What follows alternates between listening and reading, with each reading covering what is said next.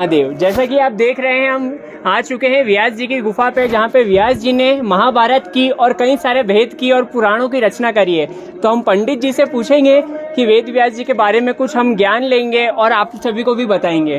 पंडित जी। बोल बद्री विशाल भगवान की जय हो। वेद व्यास महाराज की जय हो। तो सबसे पहले तो ऐसे पुण्य धाम पे आने का मौका हर किसी को नहीं मिलता।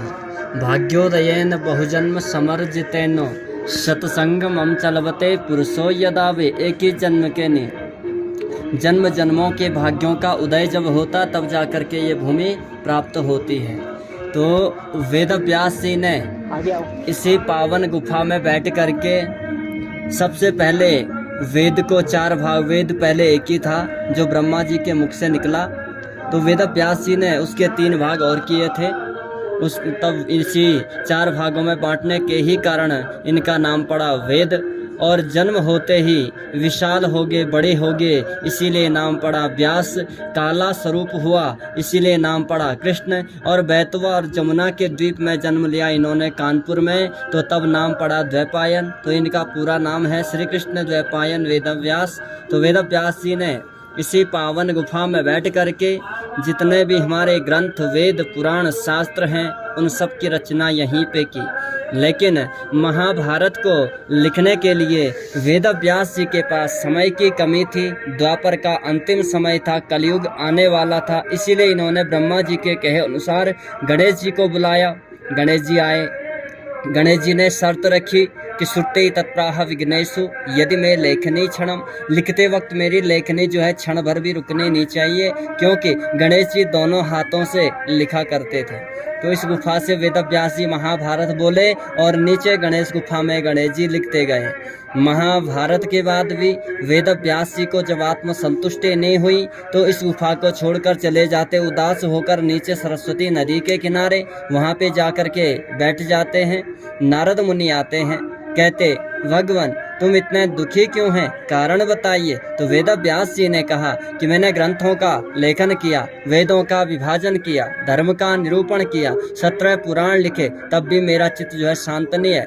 नारद जी ने कहा तुमने सब कुछ किया, पर जब तक तुमने कृष्ण के गुणानुवादों का वर्णन नहीं किया तब तक तुम्हें संतुष्टि नहीं मिलेगी। तब यहाँ पे आकर के नर नारायण भगवान को प्रणाम किया, माँ सरस्वती की वंदना की, तब भागवत महापुराण की रचना की। बोल भागवत महापुराण की जय हो। गुफा के अंदर जो दर्शन है, सबसे पहले नंबर पे विष्णु जी विराजमान है शिला रूप में, उनके बाजू में वेद व्यास जी प्राचीन मूर्ति हैं, उनके बाजू में सुखदेव जी हैं व्यास जी के पुत्र, और उनके बाजू में चौथे नंबर पे वल्लभाचार्य जी हैं। और बड़ी मूर्ति हाल ही में 96 में स्थापित की गई। तो सुखदेव जी जो 12 साल तक रहे थे माँ के गर्भ में, कहा कि जब तक मुझे श्री कृष्ण जी के दर्शन नहीं हुए मैं जन्म नहीं लूँगा।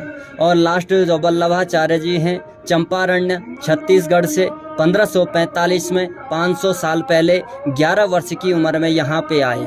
उस समय कोई साधन नहीं था आने जाने का, तो कैसे आए होंगे। एक ही सूत्र को लेकर वल्लभाचार्य आए कि वेद व्यास जी का पुण्यधाम कहाँ पे होगा, तो ब्रह्म नद्याम सरस्वत्याम आश्रमो पश्चिमी तटे सम्या प्रासति प्रोक्तोर्षीणाम शत्रुवर्धनम तस्मिन् स्वाश्रमे व्यासो बद्री षण्डमंडिते आसीनो उपपृश्य प्रणिदध्यो मनस्वयं। ब्रह्म ज्ञान को देने वाली जहाँ पे माँ सरस्वती की धारा बह रही हो, आश्रम के पश्चिमी भाग में सम्यप्रास नामक क्षेत्र नर नारायण का जन्मस्थान जहाँ पे हो, बद्री षण्ड मंडिते, बद्री कहते बेरी को, षण्ड कहते झाड़ी को, जहाँ पे बेरी की झाड़ियाँ हो उसी स्थान में वेद व्यास जी का पुण्यधाम होगा।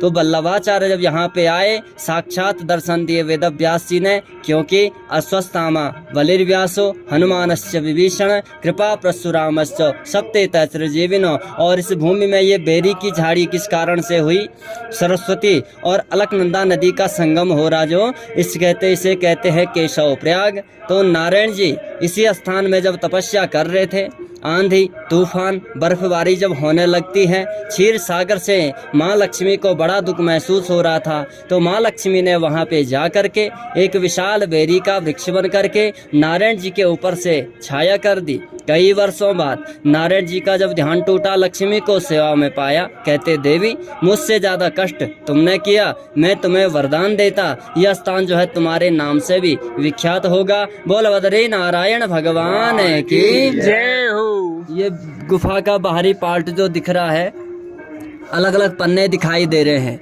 ये पूरी पुस्तक है। तो ये भोजपत्र थी द्वापर में, कलयुग के प्रभाव के कारण जो है पत्थर में अवतरित हुआ। भोजपत्र रहता तो आज के भक्त जो है उठाकर ले जाते, मार्केट में बेच देते हैं। तो आपने बद्री विशाल के अंदर भगवान विष्णु जी के मूर्ति के दर्शन किए होंगे।